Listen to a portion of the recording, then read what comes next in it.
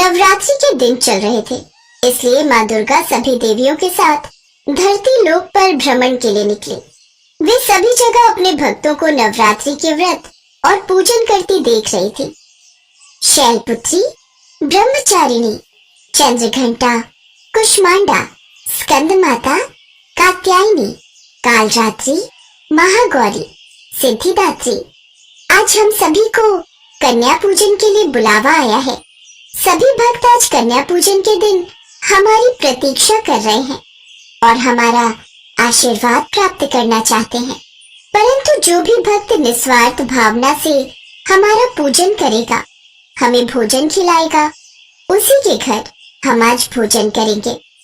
फिर तो हमें ऐसे भक्त की तलाश करनी होगी देवी दुर्गा। हाँ, चलो हम ऐसे भक्त की तलाश करते हैं। माँ दुर्गा सभी देवियों के साथ ऐसे भक्त की तलाश में जाती हैं जो श्रद्धा और विश्वास के साथ निस्वार्थ भावना से उनकी पूजा करता हो। तभी उन्हें एक घर दिखाई देता है। अरे, कन्याओं को बुला लिया? कितनी कन्याएं हो गई? 9 कन्याएं हो गई हैं भाग्यवान।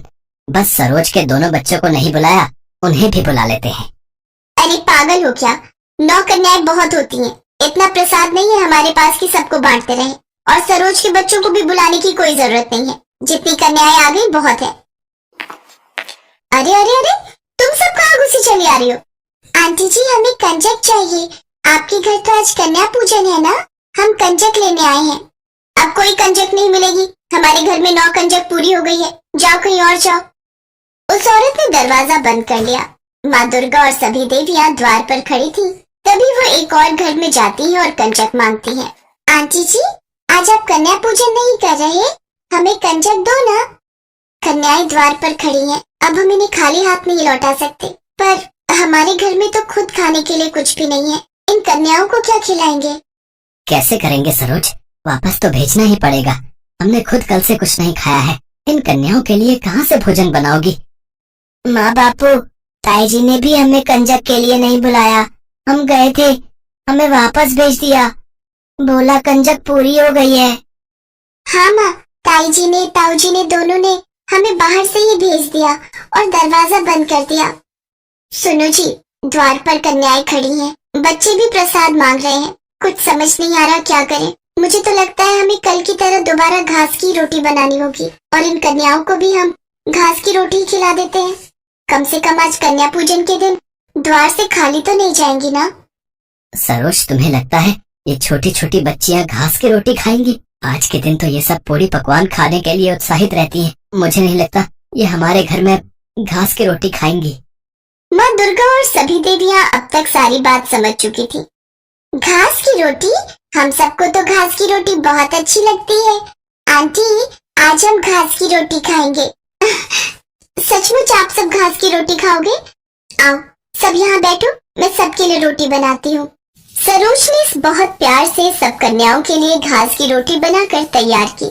माँ दुर्गा और सभी देवियां घास की रोटी को बहुत चाव से खा रही थी और उस दिन घास की रोटी का स्वाद ऐसा था मानो सारे पूरे पकवानों का स्वाद उन रोटियों में आ गया हो। सरोज के दोनों बच्चे भी आज घास की रोटी को खूब चाव से खा रहे थे।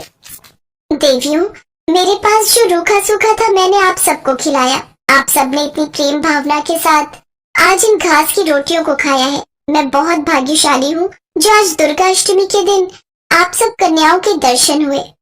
सरोज, हम तो अपने भक्तों के निस्वार्थ प्रेम की परीक्षा लेने आए थे और तुमने और तुम्हारे परिवार ने इतने प्रेम पूर्वक हमारा स्वागत किया।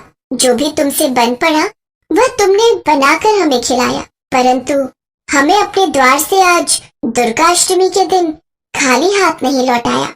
ये देखकर हम सभी देवियां बहुत प्रसन्न हैं। इसलिए आज दुर्गा अष्टमी के दिन हम 9 देवियां तुम्हें और तुम्हारे परिवार को वरदान देती हैं कि अब के बाद सदैव तुम्हारे घर में अन्न धन के भंडार भरे रहेंगे। सभी कन्याएं 9 देवियों के रूप में आ जाती हैं।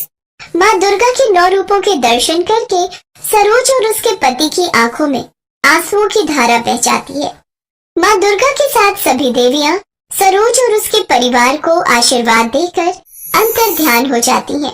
माँ दुर्गा के चमत्कार से सरोज के घर में उसी समय पूरी पकवान के थाल सज जाते हैं। अन्न धन के भंडार भर जाते हैं। आस पड़ोस में जब सबको पता चलता है कि सरोज के घर 9 देवियों ने साक्षात दर्शन दिए हैं, तो सब सरोज और उसके पति को बहुत भाग्यशाली कहते हैं।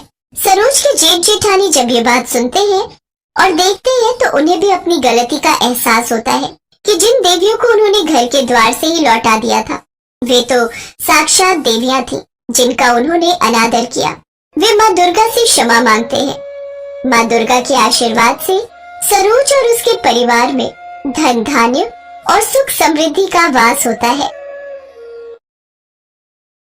हेमा माँ दुर्गा में बहुत विश्वास रखती थी। उसके घर में धन धान्य की कोई कमी नहीं थी, पर उसकी सास स्वभाव की बहुत कंजूस थी। वो अपने लिए तो जी खोलकर खर्च करती, पर कभी भी कोई दान पुण्य नहीं करती थी। अगर हेमा किसी को कुछ देने लगे तो उस पर चिल्ला पड़ती थी, सेब ले लो, सेब मीठे मीठे लाल रसीले सेब ले लो। ओ सेब वाले भैया, ये सेब कैसे लगाए? हेमा बहू, ये हाथ में क्या है? माँ जी, वो मैंने अपने लिए 2 रोटी बनाई थी, पर मुझे भूख नहीं है, इसीलिए 1 रोटी इन बूढ़े बाबा को दे रही थी। वो बहुत भूखे दिखाई दे रहे हैं। चुपचाप रोटी को अंदर लेकर जाओ। आटा इतना सस्ता नहीं है जो भिखारियों को बांटते फिरो। अभी नहीं खानी तो रात में खा लेना गरम करके। पैसों की बचत करना सीखो। ये नहीं कि हमारा हाथ खुला हुआ है, हमारे पास अच्छे पैसे हैं तो हम उसको उजाड़ दें। ला भैया, 2 किलो सेब तोल दे। वैसे तू 100 रुपए महंगे लगा रहा है। चल कोई नहीं। ये लो अम्मा जी। कभी कभी हेमा का मन बहुत दुखी होता था, क्योंकि घर में पैसे होने के बावजूद भी वो किसी की सहायता नहीं कर पाती थी। माँ, आपको पता है आज एक नया ग्राहक जुड़ा है। बहुत अच्छी कमाई होगी इन सर्दियों के सीजन में। उस ग्राहक को हमारी फैक्ट्री के स्वेटर बहुत पसंद आए हैं। ये तो बहुत बढ़िया बात है सुमित बेटा, बस तू ऐसे ही खूब पैसे कमाता जा। घर में पैसे जुड़े होते हैं तो किसी बात की कोई परेशानी नहीं होती, बस काम अच्छा चलता रहना चाहिए। सुमित का काम अच्छा चल रहा था, कमाई भी बहुत अच्छी हो रही थी। एक दिन हेमा की सास आंगन में बैठी अपने पर्स में से नोट गिन रही थी, पर वो बार बार गिनती भूल जाती। एक साधु बाबा द्वार पर बहुत देर से खड़े भिक्षा मांग रहे थे। ये नोट गिनते गिनते तंग आ गई हूँ। ये नोट है या मुसीबत? गिनती ही ठीक नहीं हो रही। ज्यादा पैसा होना भी मुसीबत ही है। माई, बाबा को कुछ दे दो, बहुत भूख लगी है।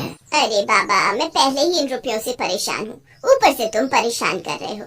जब तक ये नोट मेरे हाथ में है तुम्हें कुछ नहीं मिलेगा। जाओ यहाँ से। तुम पैसों से इतनी परेशान हो, एक भूखे को भोजन देने का भी समय नहीं है। माई, अगर तुम इन रुपयों से इतनी ही परेशान हो तो ईश्वर करे तुम्हारी ये परेशानी जल्दी दूर हो जाए। फिर तुम किसी भूखे को खाली हाथ मत लौटाना। हेमा की सास का ध्यान अभी भी नोट गिनने में ही था। वो गुस्से से झुंझला रही थी और उसने देखा कि जब वो नोट नहीं गिन पा रही है, इतनी देर में साधु बाबा भी भूखे द्वार से लौट चुके थे। हेमा उस समय घर पर नहीं थी, उसे इस बारे में कुछ भी नहीं पता था। सुमित शाम को घर लौटता है तो उसका मन उदास था।